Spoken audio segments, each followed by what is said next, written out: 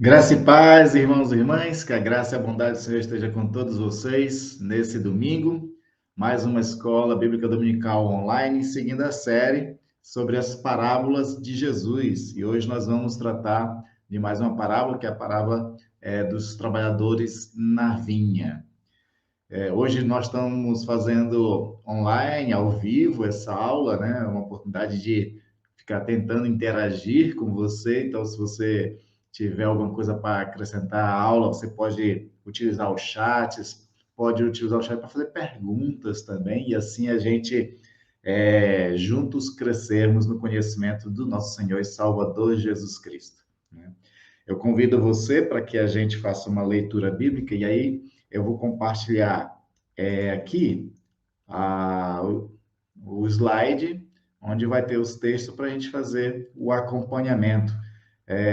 Não sei se ele vai cortar alguma coisa, porque às vezes desconfigura um pouco, mas eu acho que vai dar para ir levando tranquilo. A passagem que nós vamos ler vai ser de Mateus capítulo 20. Aí está capítulo 13. Não, esse aqui. Espera aí. Não, tá certo. O texto está errado, só a referência que está errada, tá? Não é Mateus 13, é Mateus 20, de 1 a 16. O texto está correto aqui. Então você pode acompanhar aqui ou pode acompanhar na sua própria Bíblia. Você abrir a Bíblia aí e acompanhar a leitura. Nessa passagem aqui, Jesus vai trazer ensinamentos preciosos para nós. As parábolas são ensinamentos preciosos. E as parábolas têm uma característica interessante, que é falar sobre o reino de Deus, como funciona no reino de Deus. É crucial nós entendermos como é que é o reino, como funciona no reino, porque quando cremos em Jesus Cristo, nós nos tornamos cidadãos desse reino.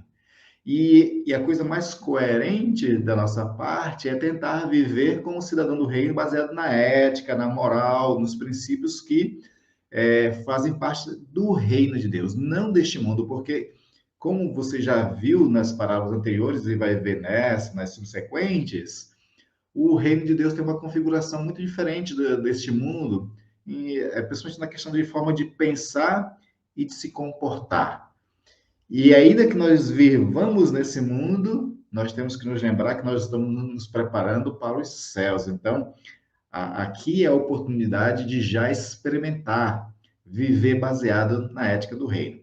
Quero dar boas-vindas aos que já chegaram, tem aqui, que já se manifestaram aqui, né, o irmão Marco, que está com sua esposa e família lá na Irlanda, nossa irmã Maria de Socorro, sejam bem-vindos e bom dia para vocês e para todos os outros que já chegaram e ainda não se manifestaram aqui. Se você puder, se manifesta aqui, né, dá seu bom dia aqui também, para que a gente saiba que você está ligado aí, tá certo?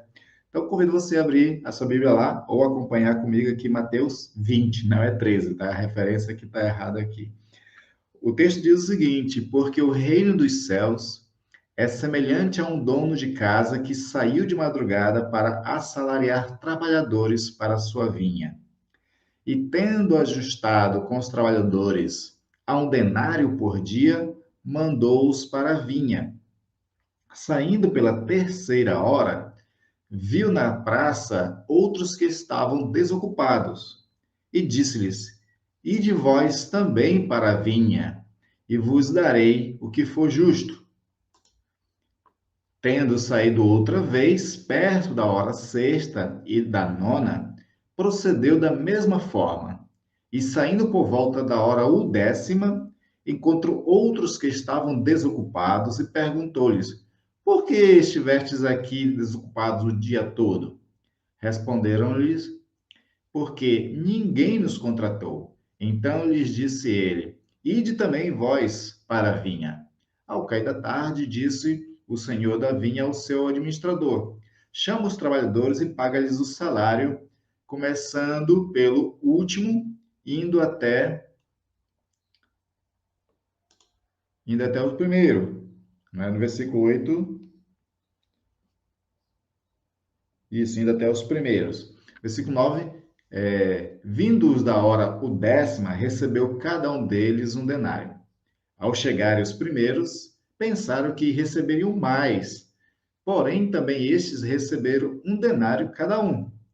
Mas, tendo recebido, murmuravam contra o dono da casa, dizendo: Estes últimos trabalharam apenas 1 hora, contudo igualastes a nós. Aqui o texto está cortado, né? Mas você os igualou a nós que suportamos a fadiga e o calor do dia.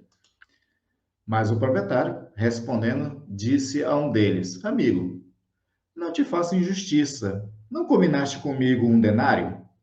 Toma o que é teu e vai-te, pois quero dar a este último tanto quanto a ti. Porventura, não me é lícito fazer o que quero do que é meu? Ou são maus os teus olhos, porque eu sou bom? Assim, os últimos serão os primeiros, e os primeiros serão os últimos. Né? Essa é a parábola dos trabalhadores da vinha. E nós vamos aprender algumas questões aqui sobre a graça de Deus e a forma como ele trata o seu povo e qual é a nossa forma de reagir a essas questões, né? Porque a gente também tem que aprender qual é a nossa parcela dentro disso que Jesus está nos ensinando.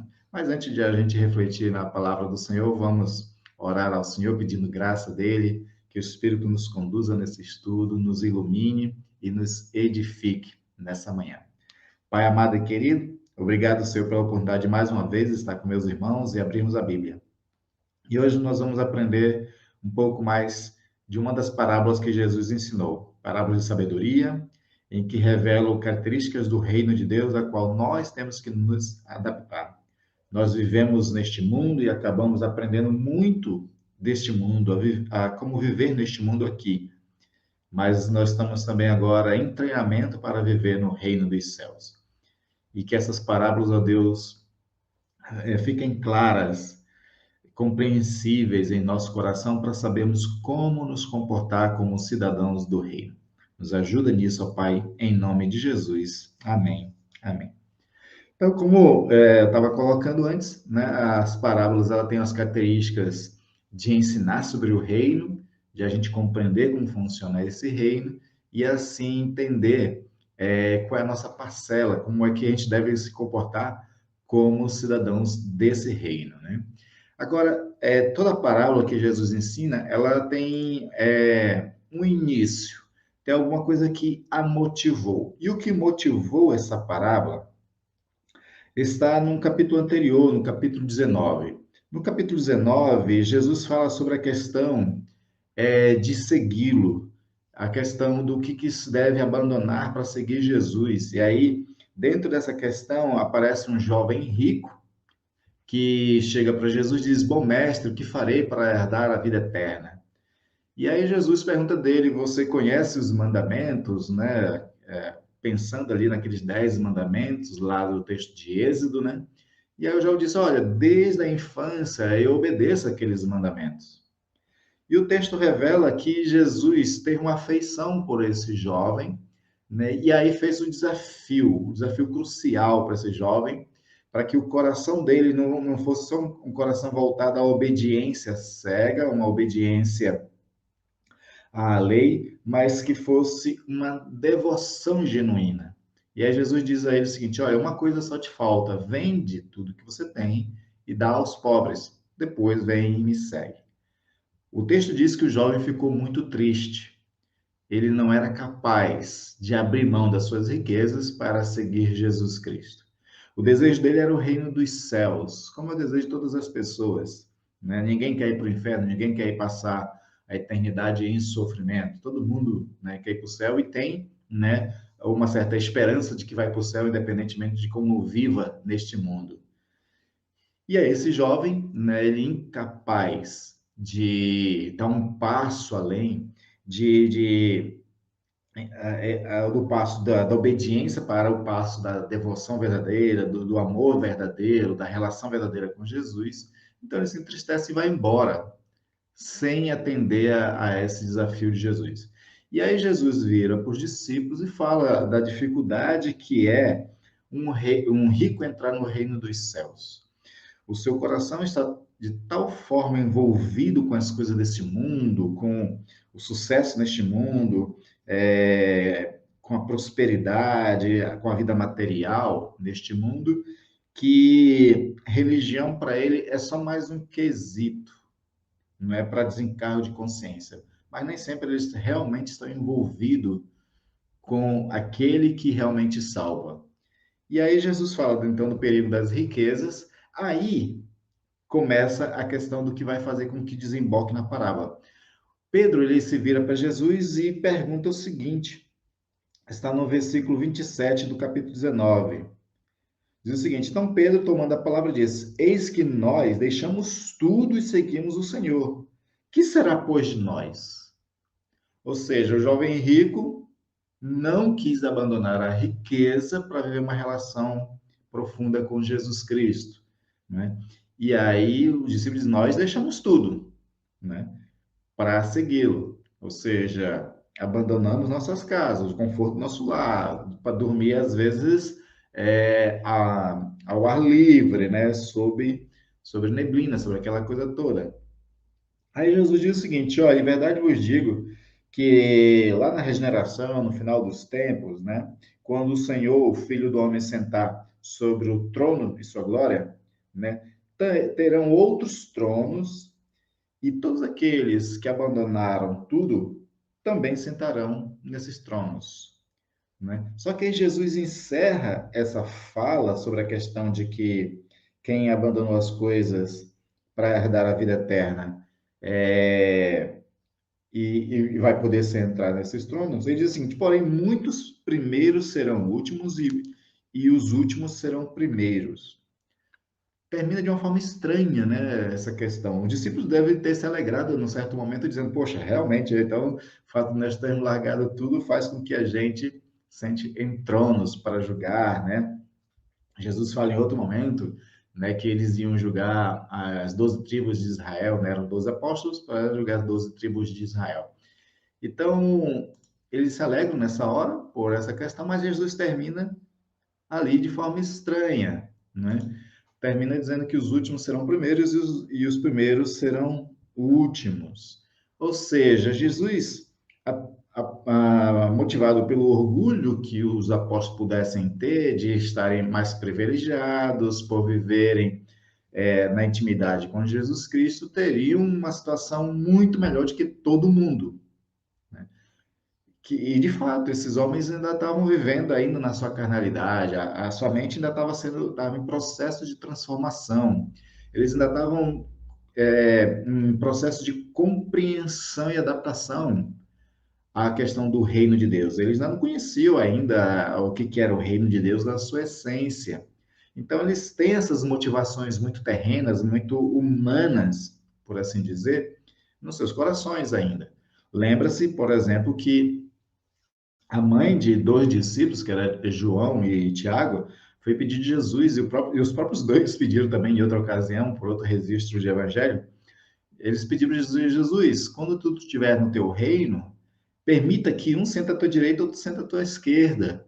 Né? Ou seja, são essas motivações humanas de se sentir mais privilegiado, de querer estar numa posição melhor do que os outros.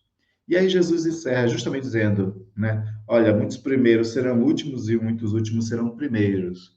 O que Jesus quer dizer com isso? E aí a parábola dos trabalhos da vinha é que vai ensinar o que Jesus quis dizer com isso.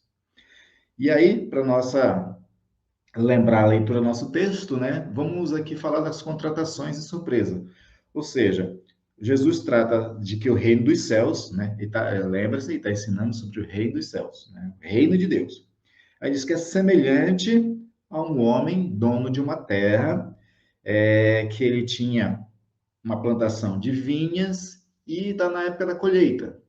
E aí ele precisa de trabalhadores, né? Porque ele tem que fazer essa colheita antes do inverno chegar, antes de estragar ali as uvas, né?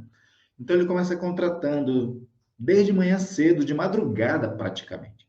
E com esses que ele contrata de madrugada, ele acerta o valor.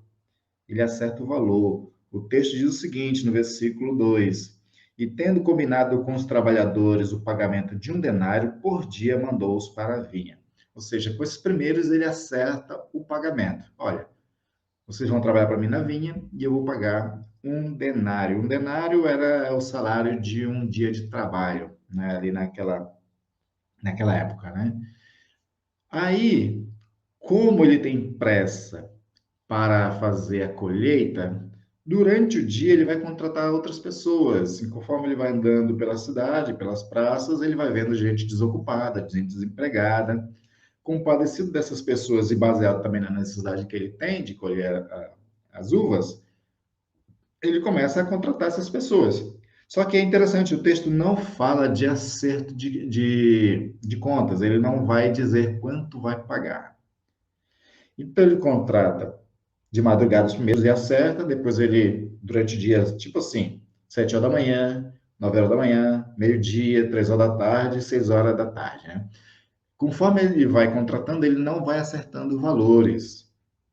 Quando ele, enfim, vai acertar as contas com todos os trabalhadores no final do dia, aí ele começa pagando os últimos, né? Começa pagando os últimos. E aí ele paga quanto? 1 denário. Conforme ele ia pagando o denário para aqueles que trabalharam posteriormente, os primeiros contratados, no seu coração, ficou aquela ideia seguinte: olha, se eles estão ganhando 1 denário e trabalharam menos do que a gente, então nós vamos ganhar mais, né? Nós temos o privilégio de ter sido os primeiros contratados e ter trabalhado mais duro, ter aguentado o sol do dia, a exaustão, né? Então, a nossa recompensa com certeza será bem maior. É isso que eles estavam pensando no seu coração. A nossa recompensa será maior. Nós temos um diferencial. Nós merecemos. E aqui é que vem a questão. Quando a gente diz que merece, pensando em questões do reino de Deus, pensando que o reino de Deus é onde permeia a graça, a misericórdia e os favores imerecidos da parte de Deus, quando a gente diz que merece, a gente está trabalhando no nosso coração algo que vai contrário a tudo que é proposta do reino dos céus, né? Neste mundo a qual nós vivemos, aqui sim funciona a questão da meritocracia. Aqui o que vale é a questão de quem dá mais duro, quem trabalha mais e de forma mais qualificada. Então, por exemplo, se você estudou numa faculdade 4, 5, talvez até 6 anos para se formar e em algumas profissões que aos olhos do mercado é mais valorizada, você vai ganhar muito mais por isso. Essa é a ordem do mundo. Então, por exemplo, o arquiteto estuda, em média, 6 anos para se formar em arquitetura. Então, essa profissão é uma profissão muito qualificada no mercado, né? É uma profissão difícil, que exige não só muito estudo, mas também talento, criatividade, para poder você fazer projetos arquitetônicos, seja de prédio, de casa, seja projetos urbanos, né, de arquitetura urbana e também de jardins, essas coisas, né? Então, exige muito estudo técnico, né? E exige muita criatividade e talento. Logo, a assinatura de um projeto de um arquiteto vale muito, vale muito. Eu não sei nem dimensionar quanto é que um arquiteto cobra para fazer um projeto, né, de arquitetura, mas vale muito mais o trabalho dele do que aquele que vai construir a casa, que é o pedreiro, que é o servente. Por quê? Porque o servente não passou 6 anos numa faculdade. Ainda que seu trabalho seja essencial, porque sem o pedreiro a casa não se constrói sozinha e o arquiteto ele não senta nem um tijolo, né? Então, ainda que seu trabalho seja essencial, mas ele não tem a mesma qualificação. E aí ele vai ganhar bem menos, né? Apesar de que a gente acha que pedreiro cobra caro, né? Porque é um trabalho duro mesmo, é bem difícil, né? E os bons pedreiros, eles acabam valorizando bastante a sua mão de obra, mas ainda não se compara com o que vai receber o arquiteto e o engenheiro, que é outra profissão também bem valorizada também, que tem uma qualificação alta. Advogados, médicos, existem aquelas profissões, então, que no mercado, na sociedade que nós vivemos, são mais valorizadas. E essas pessoas, elas merecem, vamos colocar dessa forma, ganhar bem por conta do seu esforço, da sua capacidade, do seu talento, do seu profissionalismo e do esforço do estudo técnico que elas tiveram, né? Outras profissões, por exemplo, acabam não pagando tão bem. Uma delas, né, que aqui no Brasil todo mundo sabe e critica bastante, é a salário de professor. O professor no ensino fundamental e médio, né, vocês sabem muito bem que ganha muito mal, apesar de que, né, o esforço que eles têm, que eles fazem, a dedicação, os estudos, as horas trabalhadas, tudo isso é muito duro para um professor, mas ela é uma profissão que ela tem um valor muito grande, mas não tem reconhecimento no Brasil. Reconhecimento no sentido de pagar o que realmente deveria receber um professor. Então, neste mundo funciona dessa forma. E as pessoas que têm mais talento cobram melhores do que aquelas que têm menos talento, aquelas que trabalham. Eu estou usando a expressão talento aqui no sentido de profissionalismo. Tem pessoas que são muito mais bem profissionais do que outras. Existem médicos muito bons, existem médicos ruins, existem advogados muito bons e advogados ruins, existe, né? Enfim, qualquer outra profissão que você conheça aí, você sabe que existe aqueles que estão muito mais bem preparados, muito mais capacitados, são muito mais profissionais do que outros. E aí, por conta disso, os mais capacitados, os melhores profissionais, eles podem valorizar mais ainda o seu trabalho, porque no mercado funciona a lei da oferta e da procura. Se um profissional ele é o melhor na sua linha, ele vai ser muito mais procurado para trabalhar, né, para fazer um serviço do que o menos profissional. E aí esse que é mais procurado, como ele não tem como atender todos os clientes, todo mundo que queira contratá-lo, então ele aumenta o preço e aí ele também acaba ali fazendo uma seleção de para quem ele vai prestar serviço, pagando aquilo que ele está cobrando. Essas são as regras da nossa sociedade, do nosso mundo, né, e do mercado. Mas o reino de Deus não é igual a essas coisas. No reino de Deus, funciona diferente por um simples detalhe. No reino de Deus, todos nós somos ruins. Vamos usar essa expressão profissionalmente falando, né? Todos nós somos ruins no reino de Deus. O que isso quer dizer? Todos nós somos pecadores. Todos nós somos falhos diante do Senhor. Todos nós fazemos aquém daquilo que Deus espera de cada um de nós. Tem um texto muito interessante que Jesus diz o seguinte: olha, quando vocês fizerem tudo o que vos pediram, ainda assim serão servos inúteis, porque só fizeram o que vos pediram.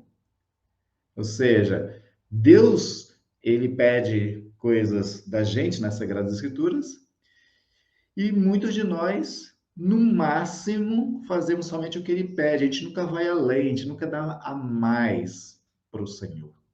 A gente, por exemplo, em questão de reino de Deus, muitos de nós somente damos a sobra do nosso tempo. A gente dá a sobra da nossa dedicação às coisas de Deus. A gente não se dá inteiro para Deus. Então, pensando nessa perspectiva de que somos pecadores, falhos e não fazemos aquilo que seria o suficiente, então nós somos os mal profissionais dessa sociedade, né? Pensando, usando essa analogia, né? E aí, por conta disso, então a gente não merece muita coisa. A gente não merece tudo isso que a gente acha que merece.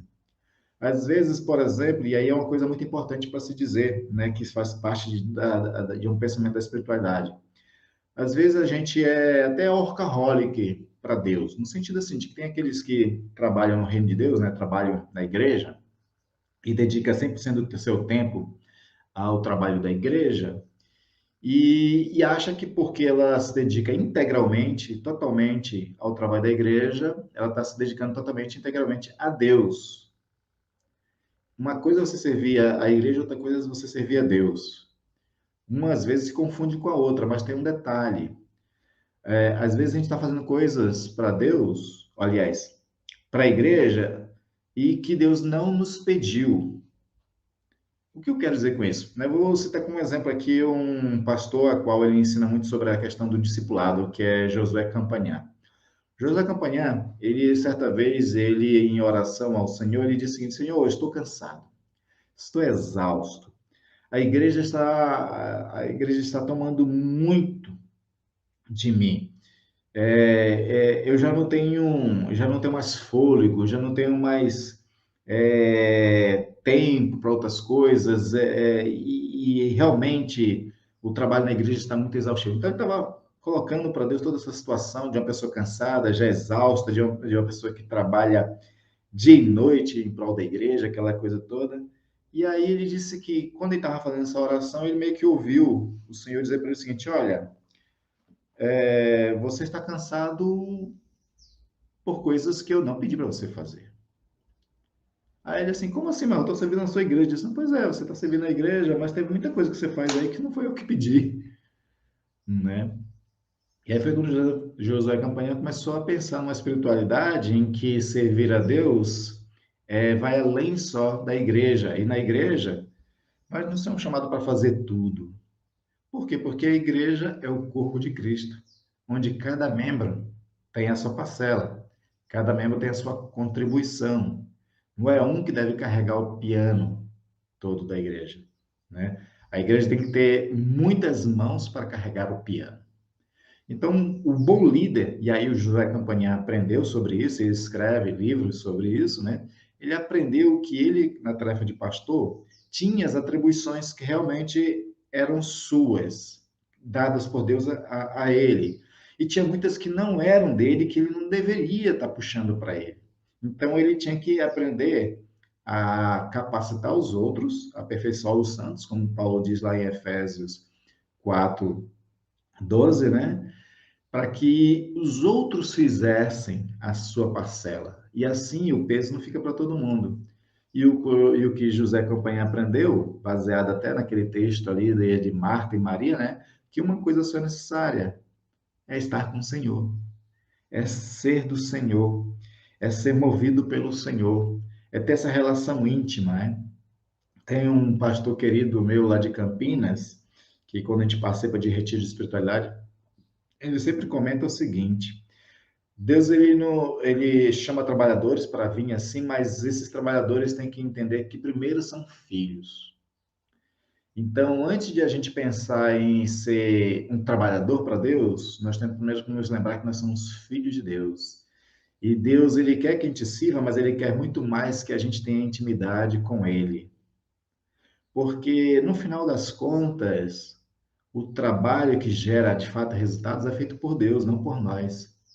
Quando a gente ganha esse relacionamento e essa intimidade com Deus, o Senhor nos usa de tal forma que, sem a gente prestar atenção, a gente está frutificando no reino de Deus. Então, no reino de Deus as coisas são diferentes, né? No reino de Deus, a diferença é que nós somos filhos, essa relação de intimidade com Deus é muito mais importante do que aquilo que a gente faz, né? A sociedade pensa no homem faber, né? Homo faber, né? Que é aquela ideia do homem trabalhador. O reino de Deus pensa é, na ideia de filiação, né? Então, se nós somos filhos de Deus, é diferente. E aí tem aquela parábola, né, do filho pródigo que relata muito bem isso. E aí, não pensando no filho pródigo, mas pensando no filho mais velho, né? O filho mais velho diz para o pai o seguinte: ó, pai, eu trabalho duro para ti, faço tanta coisa para ti, e eu nunca peguei um cabrito para fazer uma festa com meus amigos, né? E vem esse teu filho que gastou toda a tua fortuna e tu faz uma festa para ele. A resposta do pai é muito interessante, diz assim: mas meu filho, tudo que é meu é teu, né? Então, o filho mais velho esqueceu de que ele é filho. Ele estava se comportando, e a expressão que ele usa ali no final da parábola do jovem, do filho pródigo, aparece claramente que parece que ele se coloca como um trabalhador somente ali na fazenda do pai. Ele não estava tendo um relacionamento de filho. Então isso já muda bastante, né? Quando a gente começa a compreender dessa forma. Nós no reino de Deus somos principalmente filhos de Deus, e a gente, por ser filho de Deus, a gente trabalha juntamente com o nosso pai no reino para que a missão aconteça, mas sempre nessa relação de filho. E aí o filho, ele recebe da parte de Deus não por mérito, mas ele recebe da parte de Deus as coisas por amor, porque Deus ama. Então essa que é a lógica no reino de Deus. O Senhor, ele nos ama. E por nos amar, e a gente não é, vamos colocar dessa forma, a gente não é dos melhores filhos, né? Alguém que se acha muito merecedor de alguma coisa da parte de Deus, na verdade, está se enganando, porque nós somos filhos rebeldes, né? A expressão que Deus usava bastante para Israel também se enquadra a nós. Nós somos filhos rebeldes. Muitas vezes a gente deixa de fazer muita coisa que Deus espera, e a gente faz muita coisa que Deus não quer. Então, nós, como filhos, não somos dos melhores dos filhos, mas isso não anula o amor de Deus por nós. Então, no reino de Deus, a gente não é merecedor. No reino de Deus, a gente recebe por amor e por graça. Tudo que é de Deus é nosso no reino de Deus por graça somente. E aí, então, Jesus coloca para os discípulos essa questão justamente nisso. Olha, ainda que vocês tenham abandonado tudo para vir me seguir, compreendam. Os últimos podem ser os primeiros e os primeiros podem ser os últimos. Vocês são os primeiros. Vocês foram chamados primeiro. Vocês negaram muita coisa para me seguir. Vocês podem vir a ser os últimos. Ou seja, porque no reino de Deus, Deus não faz acepção de pessoas. Ele ama todos incondicionalmente. Agora, claro que aí tem uma outra questão que aí é importante dizer, né? Em algumas outras parábolas, Jesus vai colocar também a importância de que esse Deus, mesmo ele nos tratando como filho, de que tudo que é do Pai é do Filho, mas ele espera que a gente seja bons dispenseiros, que a gente seja responsáveis com as coisas de Deus. E por sermos responsáveis com as coisas de Deus, Deus ele recompensa por isso. E aí que eu acho que é uma das coisas mais impressionantes. Paulo fala lá em Coríntios que nós vamos receber galardões no céu. Agora, para pensar dentro da lógica do que eu estou colocando aqui, né? Nós somos filhos rebeldes, nem tudo a gente agrada ao Senhor, nem tudo a gente faz como deveria ser, e tem coisas que a gente faz que Deus não quer da nossa parte, mas Ele nos ama e Ele age de forma misericordiosa e graciosa para conosco. Tudo que nós temos a gente recebe por graça porque a gente não merece. Agora, mesmo não merecendo, Deus resolve dar bônus. Olha só que coisa interessante. A gente não merece, tudo que Deus nos dá é por graça, mas quando a gente faz coisas em prol do reino, ele nos dá bônus. E o que quer dizer bônus? Bônus é justamente uma gratificação, né, por algo que a gente fez. Então, os galardões e as recompensas que Deus nos dá, inclusive aqui mesmo na Terra, muitas dessas recompensas ele dá aqui mesmo na Terra, né, é um bônus. Ou seja, não foi que eu mereci, é que ele resolveu me bonificar, né? Olha só que coisa maravilhosa. Deus é tão maravilhoso que mesmo a gente não merecendo, ele nos dá tudo que a gente precisa, tudo que é dele é nosso, por fé. Se a gente não usufrui das coisas de Deus, é falta de fé, tá, gente? E de compreensão. A gente só não tem aquilo que a gente não entende e que é aquilo que a gente não aplica fé. Se a gente entende e tem fé, tudo que é de Deus nos pertence e podemos usufruir.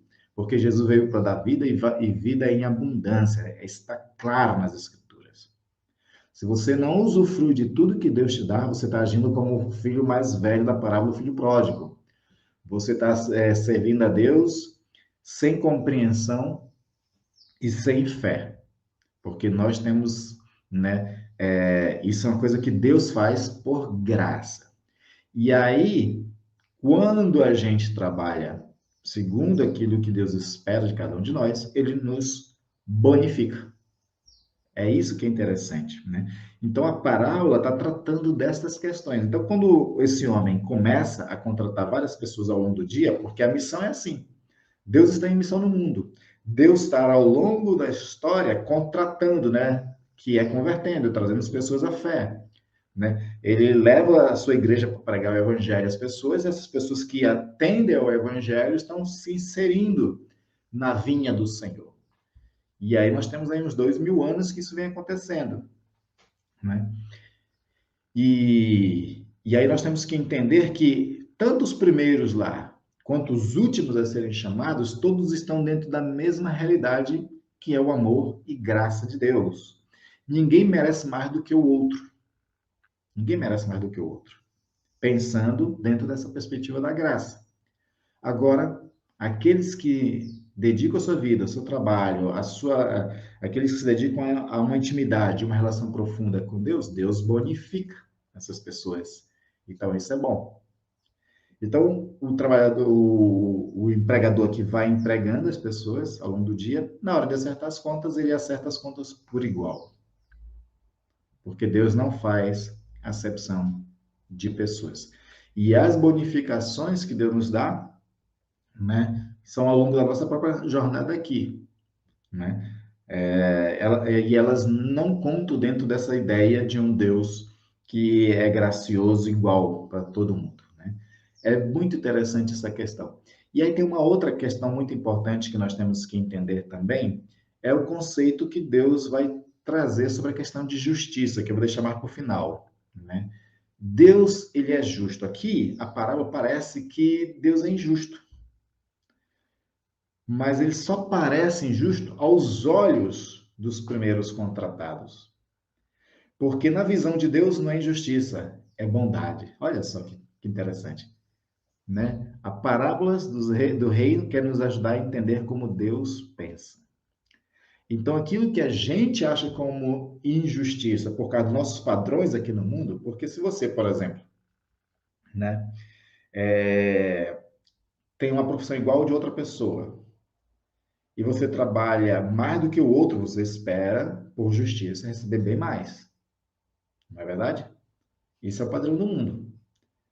No reino de Deus, aquilo que a gente acha que seria injustiça, porque está recebendo igual, aqueles que trabalharam 1 hora somente, e aqueles que trabalharam 12 horas, né, ganharam o mesmo, na verdade, na linguagem de Deus e no pensamento de Deus, é bondade. Ele está sendo bom com o que trabalharam por 1 hora somente. E aquele que trabalhou o dia todo, aos olhos dele, Deus é mau. E aí vamos agora começar a trabalhar nossa mentalidade do seguinte: eu tenho que começar a entender que a bondade de Deus, ela vai contra os meus padrões de justiça e de merecimento. E aí quem está errado não é Deus, é eu. Porque eu tenho agora que pensar como Deus pensa. Então, quando eu começo a pensar como Deus pensa, eu alcanço maturidade. E na minha maturidade alcançada agora, eu não me incomodo por Deus estar abençoando o outro, né? Mesmo que o outro não merecesse. Isso é maturidade. É deixar de se incomodar como Deus age com os outros. Se Deus foi bom demais com os outros. Porque a gente acha que não deveria ser daquela forma. Mas é a maturidade espiritual, é a compreensão do que quem Deus é e do que Deus faz em bondade, é que nos leva agora a ser maduros. Se eu ainda não aceito que Deus age de forma bondosa demais com os outros, é porque eu ainda estou muito imaturo e ainda penso conforme o mundo ainda, né? E uma das coisas que me ajuda a compreender, né, essa graça, essa bondade de Deus, para que eu comece a compreender que Ele pode ser bom com os outros, é quando eu analiso minha própria vida e vejo que Deus também está agindo com bondade comigo, porque eu não sou lá essas coisas todas, né? Eu não mereço mais do que todo mundo, não. Eu não sou melhor do que todo mundo. Na verdade, talvez eu seja tão pior do que os outros, só pelo fato de estar julgando os outros. Só pelo fato de que eu estou querendo ser fiscal e regular a vida dos outros, eu estou sendo pior do que todo mundo, né? Então, compreende, se Deus me suporta, se Deus me atura por aquilo que eu sou, por que eu não posso aceitar que Deus também seja bondoso com os outros? Essas compreensões, quando a gente começa a tê-las, a gente começa a alcançar maturidade. Então, maturidade, eu vou repetir essa expressão, é quando eu deixo de me incomodar quando Deus resolve ser bom para com os outros, né? Então, essa é uma compreensão muito importante que nós temos que ter. E aí nós vamos aprender as lições, né, dessa parábola, né? A primeira lição que nós vamos aprender é que, independentemente como Deus vai nos recompensar ao serem trabalhador na sua vinha, que servir é o maior privilégio. Só o fato de estar na vinha já é o maior privilégio, porque muitos não estão nessa vinha. Muitos estão andando pelo vale da sombra da morte. E nós estamos na vinha. O Senhor nos contratou. Nós fazemos parte do reino. Isso é uma das lições mais importantes, né, que nós podemos ter aqui. Jesus, ele mesmo disse aos discípulos, quando os discípulos foram enviados para pregar evangelho, expulsar demônio, curar enfermos, aquelas coisas todas, eles vieram todos alegres, né, dando relatório das grandes feitos que eles fizeram. O Senhor disse assim: olha, antes fiquem alegres, porque o nome de vocês está escrito no livro da vida. Então, o fato de nosso nome estar no livro da vida é que é o privilégio, independentemente de quanto Deus nos dê, porque na verdade a gente nem merece nada em troca. Ele já nos deu sem a gente merecer a eternidade. Segunda lição que a gente aprende é que os primeiros não mandam em nada. Os primeiros aqui, eles queriam mandar na forma como deveria ser administrado o pagamento. Os discípulos, que são os primeiros, eles não mandam em nada. É o Senhor da vinha quem manda. É Ele quem determina. E é maturidade nossa aceitar a forma como Ele recompense e administra a sua vinha, o seu pagamento, a sua graça, né? Terceira lição é que sempre há vagas. Ao longo do dia, aquele homem, o dono da vinha, foi encontrando pessoas desocupadas. Vamos usar uma expressão agora, né, mais voltada para a nossa época. Pessoas desempregadas.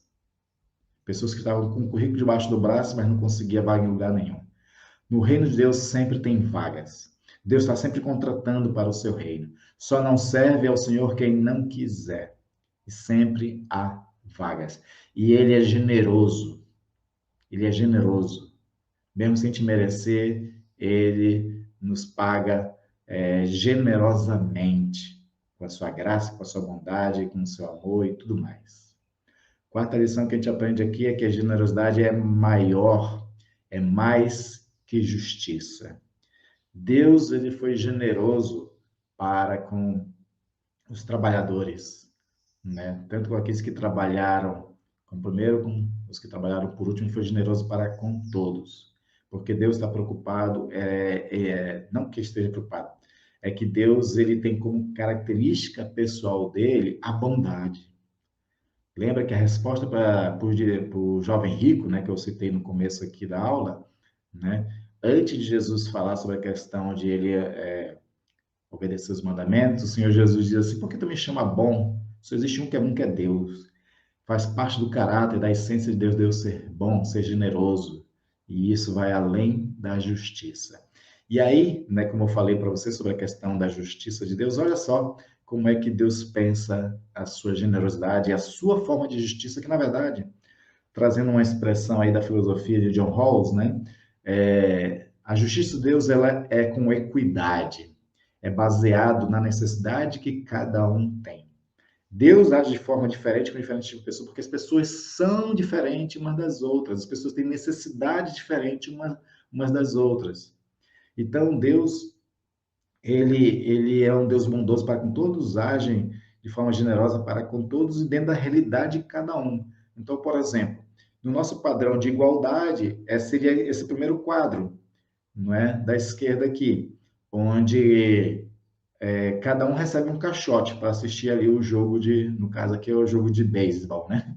Mas no Brasil seria o de futebol, né? Jovens querendo assistir um jogo de futebol, tem uma cerca ali, né?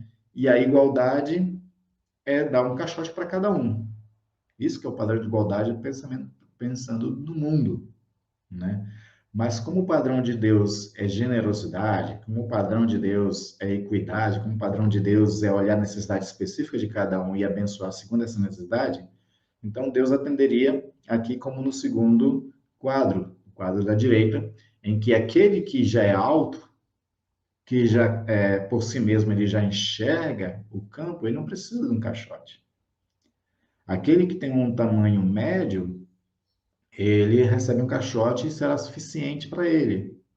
Aquele que é menorzinho vai receber dois caixotes para poder ele também ter a mesma oportunidade igual os outros, né? Quando eu penso da forma do mundo, que é o primeiro quadro aí, né? Eu acabo não sendo justo e algumas pessoas ficam de fora, elas são excluídas, elas não têm as mesmas oportunidades, né? Então Deus age de forma diferente porque nós somos diferentes. E Deus olha para essa nossa diferença e ele vem com generosidade atendendo a essa realidade, né? Então, é isso que o Senhor está querendo nos ensinar nessa parábola da vinha, né? De que ele é generoso, de que ele é bondoso, de que nós temos que alcançar essa maturidade de compreender que Deus pode ser bom e ele está agindo com cada um de nós conforme o seu padrão de justiça, com o seu padrão de generosidade. E maturidade é da nossa parte aceitar isso e ser alegre, porque nós estamos, né, no reino, porque a gente foi contratado, porque a gente está na vinha do Senhor. Isso é importante. A forma como vamos ser paga é Deus quem determina e tenha certeza, Ele vai dar segundo a sua necessidade. Ele vai retribuir segundo a sua necessidade e isso é bônus, porque a gente nem merecia. O fato de trabalhar para Deus já é da nossa parte, ainda que não tivesse pagamento nenhum, já é da nossa parte como se fosse um agradecimento por tudo que Ele faz por nós e por ter nos dado a salvação em Jesus Cristo. Porque Ele escreveu nosso nome no livro da vida. Então, a gratidão é uma coisa que tem que estar sempre nos nossos corações, nossos lábios, porque Deus fez muito por nós. E essa forma de agradecer também pode ser trabalhando. Só que aí, quando você trabalha, Deus é generoso. E Ele te abençoa, te recompensa e te bonifica. Amém, queridos? Que Deus abençoe a todos. E vamos orar, vamos encerrar com uma oração. Pai amado e querido, obrigado, Senhor, por essa manhã com meus irmãos aqui. E eu te peço, Pai, que o próprio Espírito ensine muito mais aos irmãos do que eu possa ter ensinado, Senhor. Que a cada citação bíblica, Senhor, o próprio Espírito tenha iluminado esses corações e feitos, ó Deus, compreender e assim serem edificados e, quem sabe, até transformados na sua mentalidade, para pensar conforme o reino de Deus. Continua abençoando o dia de cada um, Senhor, dá um almoço abençoado para cada um dia maravilhoso de descanso, com muitas alegrias e boas notícias também. E prepara, Senhor, nossos corações para o culto de logo mais à noite, culto onde nos reuniremos como comunidade de fé para adorar aquele a quem amamos, nosso Senhor e Salvador Jesus Cristo. Fica conosco, Pai, nós pedimos em nome de Jesus. Amém. Amém.